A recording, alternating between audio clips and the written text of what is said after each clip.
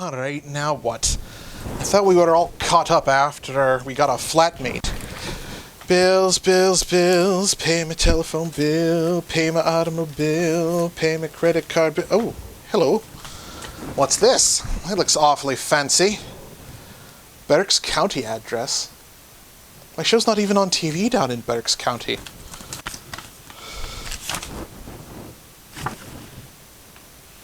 I know what you are. Bouillabaisse. Bear Dam McDo. Bouillabaisse? Bear Dam McDo? The hell is this? Blackmail?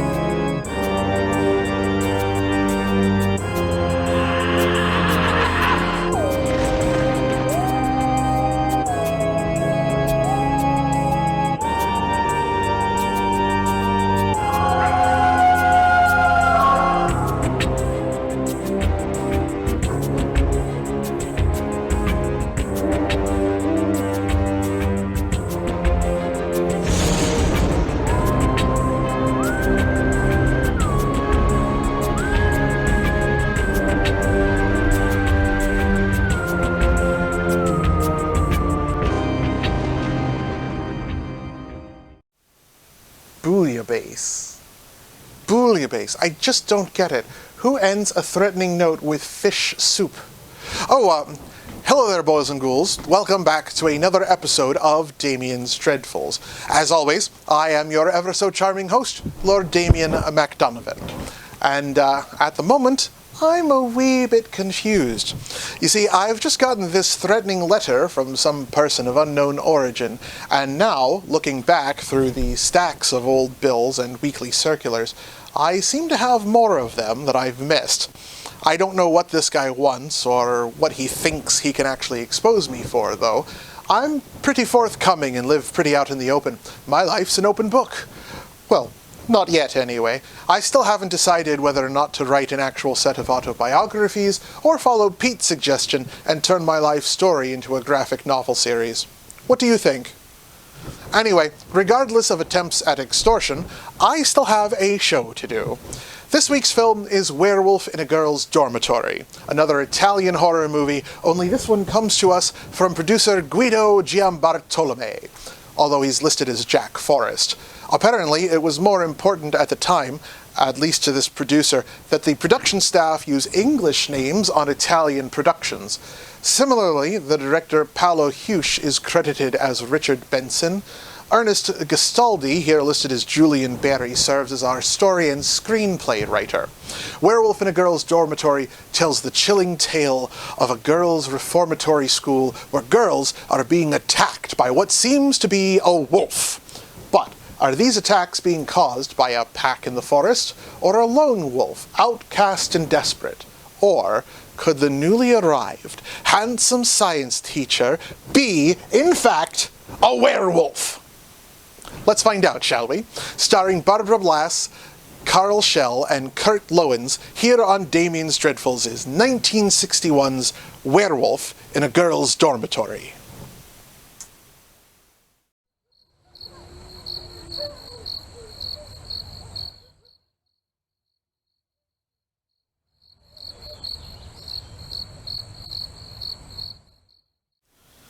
And all the hordes of hell, how many are there? Welcome back, my little crypt kickers. How are you enjoying the movie so far?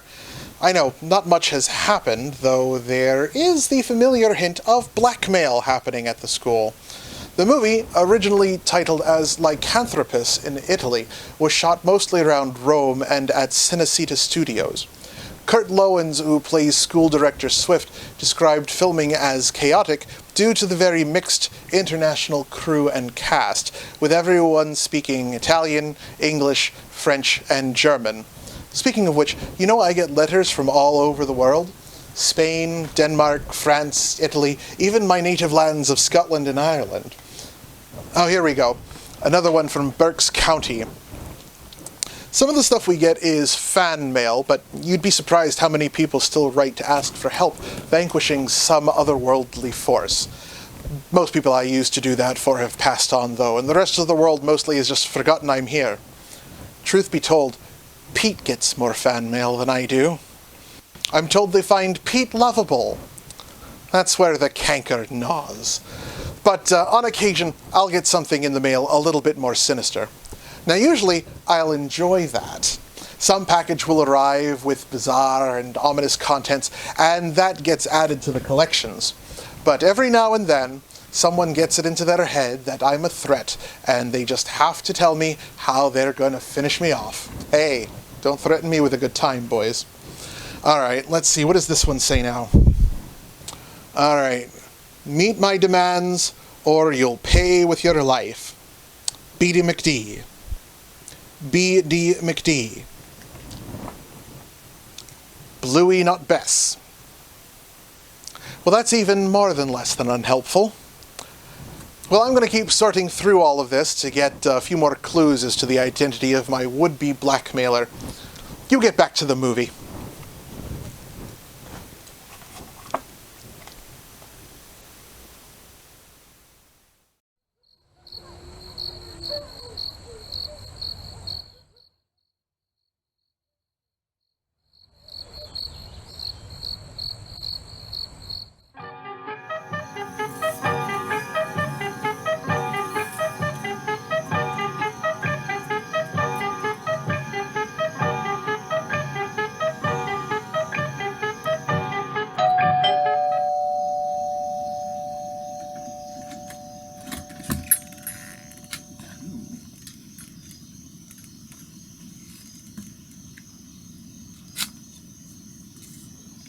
Thanks.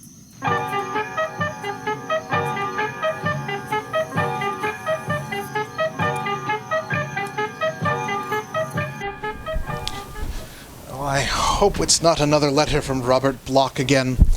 Although it wouldn't surprise me if he followed Howard's writings and literally turned himself into the thing on my doorstep. Oh, lovely. It's another note from our friend in Berks County. Hello there, creeps. Welcome back. How is the movie? I know it's starting to get exciting now. Our leading lady was nearly strangled. What is it about old horror film wolfmen and strangling? Cheney and now this guy. You have claws and teeth. Sheesh. Oh man, if only they could have gotten someone like Cheney for this movie. Might have elevated these performances a bit. Not that this cast is bad, mind you, but they aren't exactly recognizable. Curt Lowens would continue acting until 2013, doing a lot of TV work in multiple genres, including soap operas, anthology horror shows, even an episode of Night Court. He'd be in more movies as he got older, though, even playing one of the murdered cardinals in the Da Vinci Code sequel, Angels and Demons. Not all of the cast became so popular, though. Schell stopped acting in 1975, but was in a few notable movies before retiring. Most notably, he would play German Top Gun pilot the Red Baron in the film The Blue Max. The girl that was just attacked against the gates, Priscilla, is played by Barbara Lass. She worked mostly in Italian and other European cinema and had 10 credits before this one, 9 of which were under her real name, Barbara Kwiatkowska.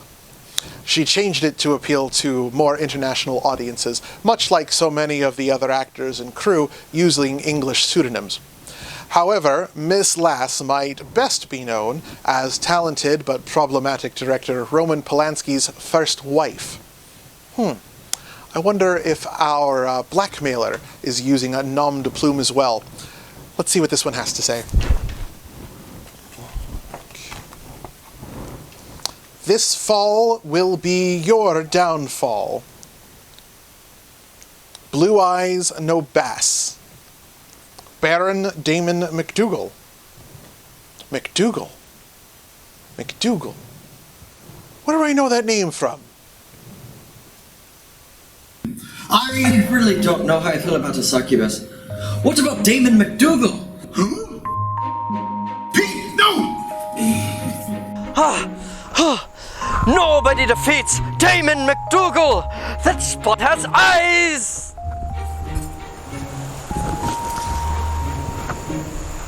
Alright, quite on set. Here we go. Episode 4, Damon MacDougall. What? I bet Damon MacDougall doesn't have to do dishes. What was that? Nothing. Alright, Dr. Trent. Time for some Damon MacDougall. Pete, what are you doing down there? Nothing. Pete! Pete! MacDougall.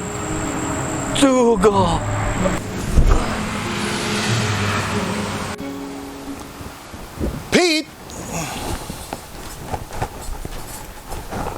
Yes, Captain. What can you tell me about Damon MacDougall?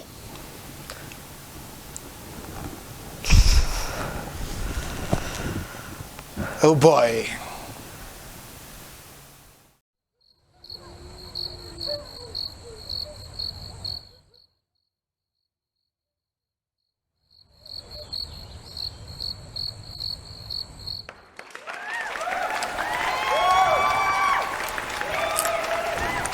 What the hell? That there is Damon MacDougall. He's like the best horror host out there. I watch his show all the time. He's a genuine, honest-to-God, real-life werewolf. And his co-host is some sort of Frankenstein's monster, he is. They do this awesome show where they talk about movies and TV shows and talk about the film's impact on pop culture. And sometimes on special occasions, they do a riff on the movie. Like those MST3K fellas. Oh, I wish I could do a show like that. Pete! We do that! Oh. Oh, yeah. Welcome back, creeps. Pete here was just introducing me to what is apparently a competitor for my Saturday evening airtime. Anyway, Pete, your hero here, has been sending me threatening letters. But despite all of his menace, he hasn't even said what he actually wants. Bloody faux lycanthrope. He's probably not even really Scottish. What? You don't think he's real? Oh, come on, Pete. 300 years of hunting down things that go bump in the night. You think I can't tell a fake wolf man from the real McCoy? No. MacDougall. Whatever. But look at him. I mean, that's a ton of crepe hair if I've ever seen it. Hell, the effects in tonight's movie are almost more convincing, and even those aren't all that good. We never actually see anyone turn into the werewolf, only turn back into human twice towards the end of the movie. One of the actors went on record as saying that the process took about 3 hours just to blend all of the shots as the makeup artist slowly removed one layer after another.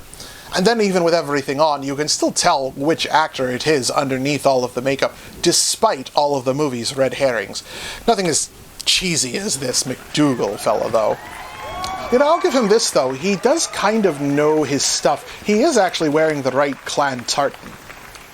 Oh, of course. All right, that's what he's been trying to say. Here, look. He ends every letter with this weird scramble of words, and it's all random, but it all kind of sounds the same. Like, this one says, bouillabaisse, and another one here says, bluey not Bess, and one says, like, blue-eyed bass. He's trying to use the MacDougall clan motto.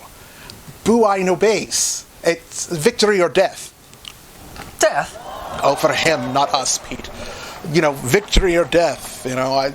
Plus, we're already dead. I don't think we have anything to worry about. Our would-be time slot usurper, on the other hand. All right, MacDougall, if that even is your real name. Let's see what you've got. And you guys, just get back to and finish off the movie.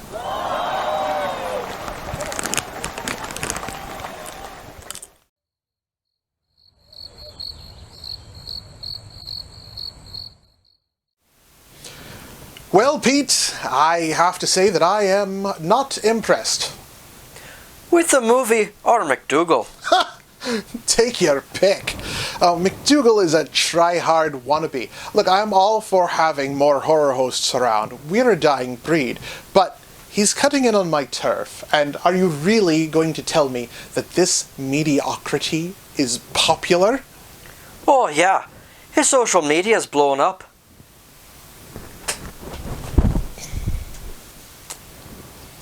Ugh.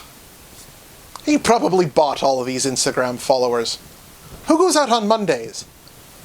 Anyway, let him have his fun for now. He seems pretty harmless, but if he keeps up his threats, there will be an old-fashioned Highland rumble. Anyway, what did you think of the movie, my little crypt kickers? Much like our blackmailer, it isn't going to do any damage anytime soon. When Werewolf in a Girl's Dormitory was released, one notable critique was from the Canadian newspaper The Globe and Mail, which said it was disfigured by bad dubbing and that their attempts to establish the locale as somewhere in America was silly. The film was made all the more so by the inclusion of a novelty song called The Ghoul in School on the soundtrack. The Peter Lorre-ish voice can be heard towards the end of the song saying, "Come with me to the corridors of blood." This is a reference to the movie, Corridors of Blood, that tonight's film was released with as part of a double feature in the States. It's a fun song, but it's still very silly. Likewise, British Film Institute's monthly film bulletin stated of the 81-minute cut of the film, a certain relish can be derived in the early stages from the unspeakably foolish dialogue, but there is really nothing else on any level which one can possibly recommend. Another review claimed that the film wouldn't convert any fans to the genre, and frankly, that's my opinion as well, for both the movie and MacDougall. Mangy Scots git. Well, I think that will just about do it for us tonight, boys and ghouls. Thank you again for joining us on another episode of Damian's Dreadfuls. As always, I have been your ever-so-charming host, Lord Damian MacDonovan, and with me, as usual, has been my... maybe my not-so-trusty first mate, Pickpocket Pete. Oh. Until next time, have a ghastly evening.